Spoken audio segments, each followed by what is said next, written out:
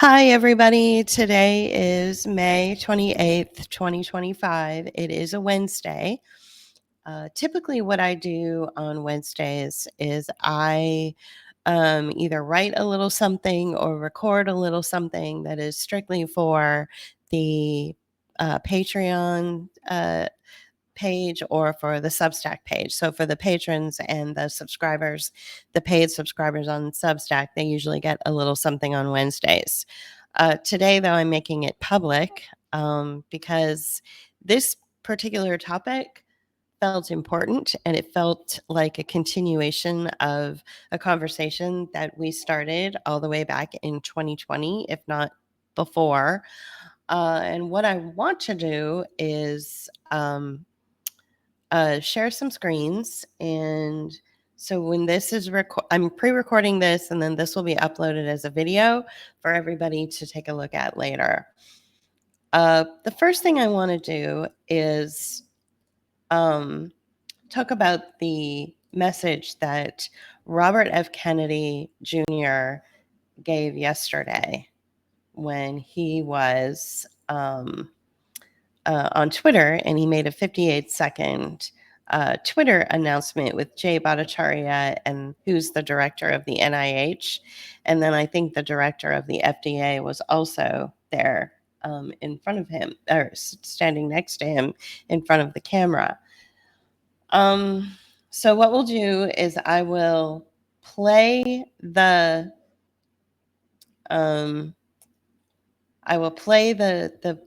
video, and then I will come back and make some commentary.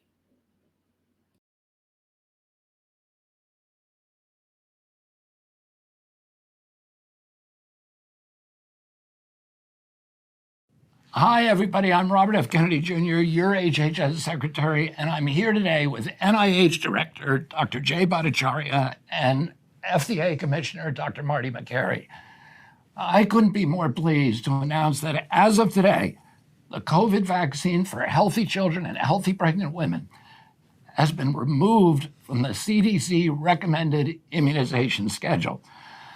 Last year, the Biden administration urged healthy children to get yet another COVID shot despite the lack of any clinical data to support the repeat booster strategy in children. That ends today. It's common sense and it's good science. There's no evidence healthy kids need it today, and most countries have stopped recommending it for children. We're now one step closer to realizing President Trump's promise to make America healthy again. Produced by the U.S. Department of Health and Human Services.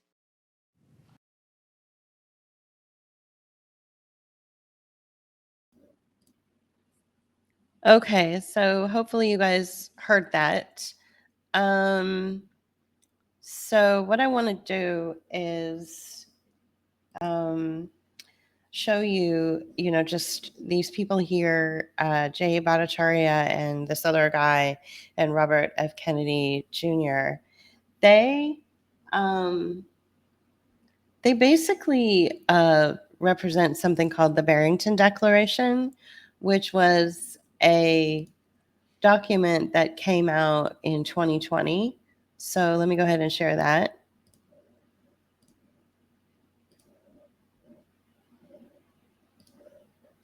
So the Barrington Declaration came out in 2020, and what it did is it talked about something called focused protectionism, which is the title of this broadcast.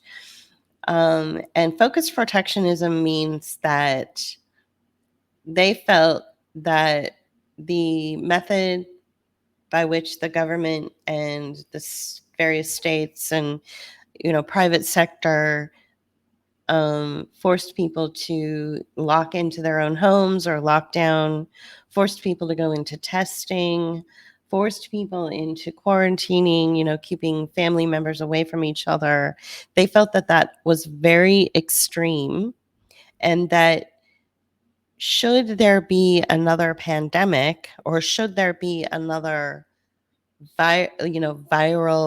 global viral infection, that in the future there should not be sweeping mandates for the general population, but that in the future, only certain demographics would be affected. So only certain individuals would have to lock down or quarantine or be forced into a situation where they would have to do daily testing or maybe even a forced vaccine.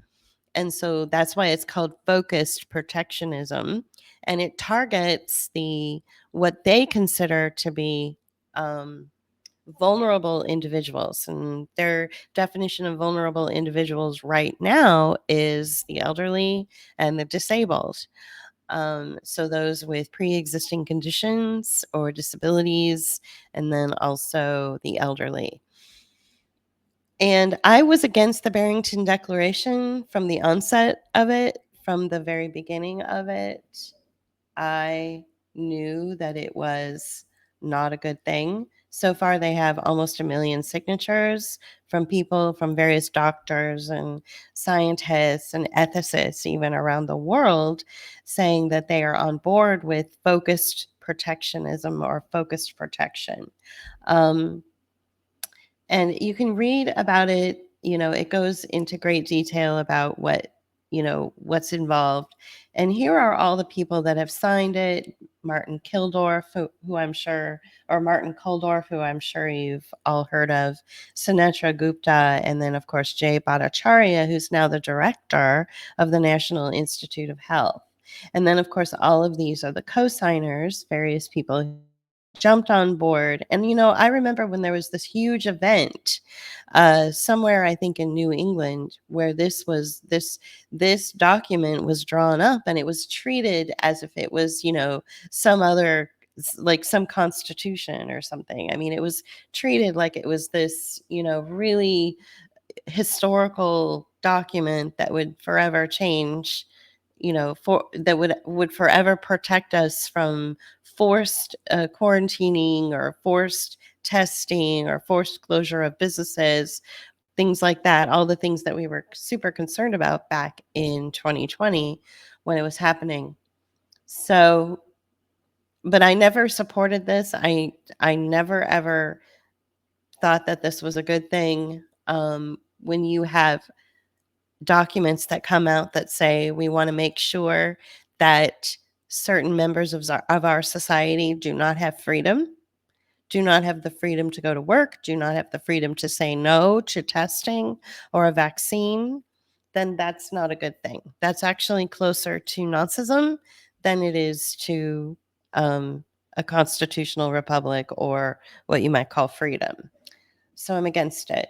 I think we should all be very concerned about the statement that RFK Jr. made, because as the Secretary of Health and Human Services, excuse me, he has more power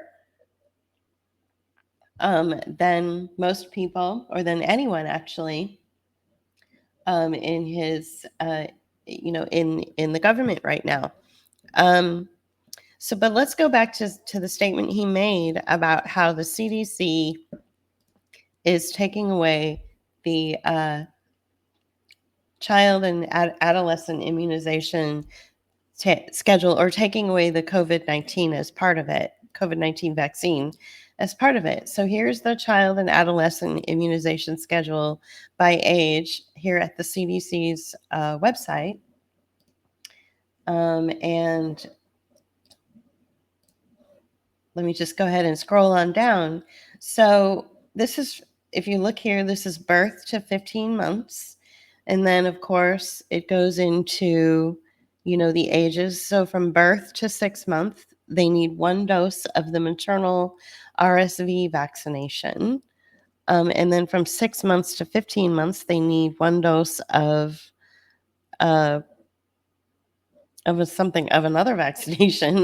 They don't say what it is, but they show you, here's the age, and then here are all the different vaccines that a child is recommended to get, right? And here it is, COVID-19 right here. Clearly, it's right there. So, this idea that it was taken off of the schedule, or this message that he sent that it was taken off of the schedule, well, that's a lie because it still lives on the CDC's website. Well, maybe their tech crew hasn't had a chance to go in and update the website, but it still lives there. Again, this is all just recommendation. This is not, something that anyone is forced to do, but a lot of school districts um, will say that we are going to follow the CDC's recommendation, and if you don't follow this vaccine, protocol, this immunization protocol, then your child won't be able to attend school. So we're just going to defer to the recommendations. So that's feels kind of inauthentic. Another thing that is troubling about this entire process is the fact that a social media page is basically making a decree. So I guess we are no longer governed by the rule of law, but we are now governed by Twitter. And this has been an ongoing concern and complaint of mine for 5 years now. It seems as though social media has created such a strong a sort of attention deficit disorder among the adult population, adult users, that people are incapable of even just going to, you know, the actual website for like the government or for the HHS or for the CDC and discovering on their own what's really going on. So, what's happening is this is how we're governed now. The Secretary of Health, which in this case is Robert Kennedy Jr., makes a 58-second announcement, which is a total lie, which I've just shown you is a lie. The COVID-19 vaccine is still listed as a recommended vaccine for children, okay? And it's probably the same for pregnant women. Let's just assume it is. Why would they change one and not the other, right? So he comes out and he makes a 58-second statement that's basically a lie. And then, of course, the media picks it up and tears it apart. You've got liberal media saying, how dare he take away our precious vaccine from the people who need it most? And they twist the language. And then you've got the people who are on the sort of anti-vaccine side of history saying this is a great thing. This is a real boon for Maha. This is awesome. When in the meantime, nothing's really changed. Nothing's changed at all. And that is because the individual that has the most influence and the most power in our JP, you want to get that? In our country is Robert F. Kennedy Jr. So the legal authority of the secretary. So this is where we really need to start putting on our thinking caps and using what many people out there call critical thinking skills. The Administrative for Strategic Preparedness and Response has given legal authority of the Secretary of Health and Human Services and to take action to prepare for and respond to public health and medical emergencies under several statutes, primarily including the Public Health Service Act, the Federal Food, Drug, and Cosmetic Act, and then, of course, the Social Security Act. So this is where you have to understand that if Robert F. Kennedy Jr. came out and said, I am going ahead and making the statement, whether it's true or not, that we're going to start to institute or implement focused protection or focused protectionism, which is exactly what they're doing based on the Barrington Declaration. And what that is that you're focusing on certain demographics. You're focusing on the elderly and you're focusing on children. you're saying that they need special treatment, that they are going to be the ones that need to take the COVID-19 vaccine, but the rest of you perfect people, the rest of you shiny healthy people, you are exempt from that. So what that's going to do is that's going to encourage the corporate sector or the private sector to start to target their individual employees. They're going to take a look at the health records of employees and say, we understand that you have this long-term illness, or that you are diagnosed with cancer, or that you have an autoimmune illness. Therefore, we need you to show proof of a COVID vaccine, and we need you to start testing, and we need you to quarantine, whereas the rest of the staff are okay. Now, if those individuals in those categories, whether they're elderly or disabled, or considered a vulnerable part of society, if they fight back, then it can create friction between the alleged healthy population and then the alleged vulnerable population. So this is nothing more than what seems to be this language coming from RFK Jr. and Jay Bhattacharya and that other guy. This seems to be language to gin up and to stir up friction between these different communities of people. Because do remember that he has the legal authority to say, okay, well, this has gotten out of hand. The vulnerable population aren't doing their part, therefore I need to lock down everybody again. So that's going to create a lot of friction, and this is exactly how it was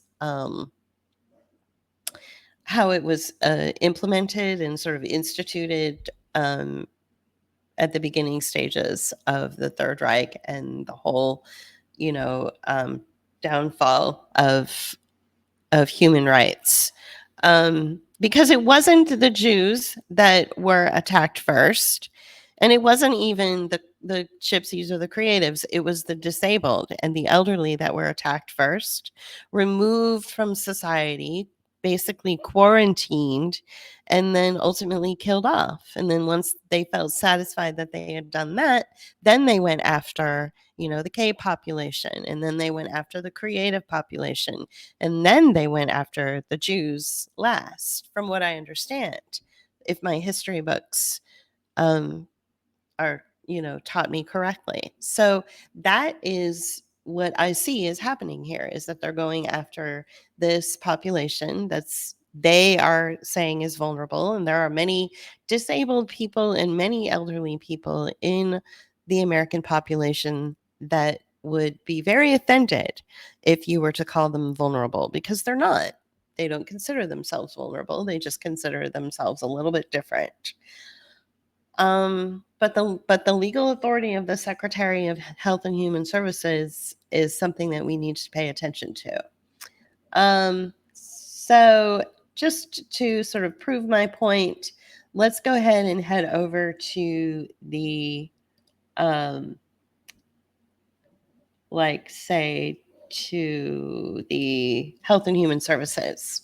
So right here, Health and Human Services has right there on their website, it's www.hhs.gov/coronavirus/COVID-19 vaccines. Okay, it's right there. And it says right here, the very first sentence is COVID-19 vaccines are safe and effective. COVID-19 vaccines are available to everyone 6 months and older, and getting vaccinated is the best way to help protect people from COVID-19. So why is the Secretary of Health coming out and saying just the opposite of what his own website is saying? His own website is saying that COVID-19s are safe and effective. Again, maybe they just don't need to update their website. Another thing you should take a look at is the COVID-19 public health emergency. So as of May 11th, 2023, the COVID-19 public health emergency ended. So that is 2 years ago. almost to the day practically. So I find this interesting that nearly 2 years to the day, we've got this statement about focused protection coming out. So what that tells you is that 2 years ago, on May 11th, 2023, uh, private sector, companies, various departments within the government, like the Department of Education, the Department of Agriculture, the Department of Transportation, and then, of course, all of these, big corporations, like especially the big health corporations. That's when they all stopped getting funding. The only reason to announce a public health emergency or a health emergency or an emergency for that matter is that it opens up a funding stream. So now that that funding stream has been closed, they have to create another sort of opportunity for another way for that funding to come into play. You know what I'm saying? Like they have to do it in a different way. And I think what they're using is the disabled and elderly, or people that they would consider vulnerable, who need focused protection in order to open up that funding stream. So I think that that's what's going on here. So we know that the public health emergency has ended. That means that there's no law. That means, or well, there never was a law, but that absolutely confirms that there's no sort of requirement in place to take a vaccine or even do a test or do anything related to that, because there's no emergency. The emergency ended. So, the only thing that they can do now is that they can recommend or they can suggest. And of course, the suggestion and the recommendations are going to come through social media. And then what's going to happen is the media, the mainstream media or the liberal media, are going to pick up this suggestion and then roll with it and start really just pounding out and hammering out these headlines that say that Kennedy wants to take away COVID-19 vaccines, and in some cases that'll be bad, and in some cases that'll be good. It just depends on where you sit, like what your worldview is. So none of this is true. This is all theater, because right there on the website I just showed you, on the HHS website, it still says right there in black and white, COVID-19 vaccines are safe and effective. If they're safe and effective, then why is he coming out and saying that, disabled children or, uh, you know, um, youngsters or anybody who's they consider, vulnerable, why are they still saying that they're recommended? Or that they're taking away that recommendation? Why are they taking away that recommendation at all? Why are they even saying this? Because nothing's changed. So I think that what everybody needs to do is stay really focused. Stay focused on the fact that there is a lot of fuckery at play. Stay focused on the fact that there could be something around the corner. With Jay Bhattacharya as the director of the National Institute of Health, and remember, he is the architect of the Great Barrington Declaration, which sounds a whole lot like, what is that? I forget what it's called, but it's this term for that sort of these intense Christian right wingers use. What is that term? I can't remember. And I warned about this. I warned about this through a video that I did, like back before the COVID operation took place. It had to do with removing historical artifacts from schools. We talked about that, and manifest destiny. That's the term I'm thinking of. So the Great Barrington Declaration sort of had this hint of manifest destiny to me, which let me just read the meaning to you. So, manifest destiny was the idea that white Americans were divinely ordained to settle the entire continent of North America. So it's incredibly classist. It's obviously racist, but and that's what this feels like. This feels like the individuals who were the architects of the Great Barrington Declaration feel as if they have it's their destiny to change the way, to change the way we operate and function as a free republic. And they don't. All of these people should be removed from our site. I mean, they should just be their influential social media accounts should be taken down. They should no longer be allowed to sign anything. I mean, obviously they can still live their lives and, do their jobs and stuff. But if they're going to be influencing something called focused protection, which is the targeting of individuals that the HHS will designate as vulnerable members of our population, and those individuals have a loss of rights or have a loss of freedom of movement, then we have a problem. Then this is not, this is hubris, is what this is. This Great Barrington Declaration is nothing but this, hubris on steroids. These people think that they have this divine right to challenge the laws in our republic, and in some cases even God's law. So we need to try to associate, make the connection between this and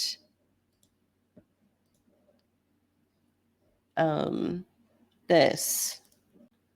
Make those connections, between this and that, because it's really important. This again is focused protection. This again is saying we don't want to lock down. We don't want to ever force people to test again, to go to work or to live their life. And we certainly don't want to be forcing vaccines on people, except for the people that we feel are a drain on society, for the people that we feel that we can discard, the disabled, the elderly, the people that are of no use. That's what this is about. And he just advocated for that and made a public statement yesterday, a 58-second statement by Twitter decree supporting that. And this guy over here to the right, Jay Bhattacharya, is the architect of that. So, if you take nothing else away, then at least from this broadcast, then at least look at the Great Barrington Declaration. Go back 5 years ago. I never forgot about it. And I knew that we would start to see it appear now. I've been waiting for this moment for 5 years, and here it is. And a lot of people are celebrating. You've got doctors who, are anti-vaxxers who are absolutely thrilled to hear this. You have some doctors saying things like, oh, well, he's got a plan. It's a chess move. We have to do things incrementally. I'm sorry, but I'm not okay with, my grandmother being a part of that incrementalism, or my friend who's in a wheelchair being a part of that incrementalism that will lead us back to freedom. No, everybody is free or nobody is free. Like that's really what it comes down to. This isn't a good thing. And of course, it's all going to be done extremely under the radar. Like, you're not going to walk out of your house and suddenly all old people and all people in wheelchairs or disabled people will suddenly be disappeared. That's not how it works. What's going to happen is the elderly in care homes or in facilities that are designed for people who are transitioning into old age, they're going to start to implement policy. We need you to show proof of your COVID vaccine. We need you to quarantine. We need you to take these tests on a regular basis to make sure that you don't have to quarantine. They're going to have to go through a lot more than what you might have to go through. And you're not going to see it, so you're going to feel fine. You're going to be fine with the way the world is. And it's the same thing with certain children who are disabled will suddenly be removed from school. And so all of the children that are in public school or maybe even in private school that are healthy are going to say, hey, what happened to, my friend who walked with crutches or who was a cancer patient? What happened to them? They'll just be disappeared. And that's exactly what happened during Nazi Germany when they started with these policies. They just disappeared these people. And because everybody that was left behind was like, okay, and their lives were still, fairly normal, they didn't think too much about it. So that's where this is headed. I don't know how else to say that, how else to put it. I don't think there's really anything else I can say about this. I guess this statement that he made about how it was removed from the CDC's schedule. I've already showed you the schedule, and it's still there. So that's a lie. And then, of course, the CDC has it listed, staying up to date with your COVID-19 vaccines. Everyone ages 6 months and older should get a COVID-19 vaccine. Okay. There's nothing in here to indicate that there's been any change whatsoever in the recommendation schedule. Nothing at all. That's because the statement was not about changing the schedule. The statement was never, ever about changing the vaccine schedule. The statement was about focused protection. And focused protection is that term that I showed you in the Barrington Declaration, which again, for the 10th time in this so far 30-minute broadcast, is focusing on certain individuals that they deem are vulnerable members of society, and those are the disabled and the elderly right now. That's all that statement was about. That's all that it was about. It was about focused protection. That's it. Nothing else. It wasn't about changing the vaccine schedule. It wasn't about, taking COVID-19 vaccine requirements away from healthy people or sick people or whatever. It was strictly about targeting a population and the private sector, and in some cases the public sector, then using that language to make an excuse to target that population. So now, like I said, suddenly schools will have less disabled people. Suddenly airlines might say, if you're disabled, and disabled could be anything. It could be overweight, it could be in a wheelchair, then you can only fly on these days. You see what I'm saying? Focused protection. That's what this is about. It's about changing the way we operate in society. It's a behavioral change. And much of this is going to come from the pressure of your family and friends, just like with COVID.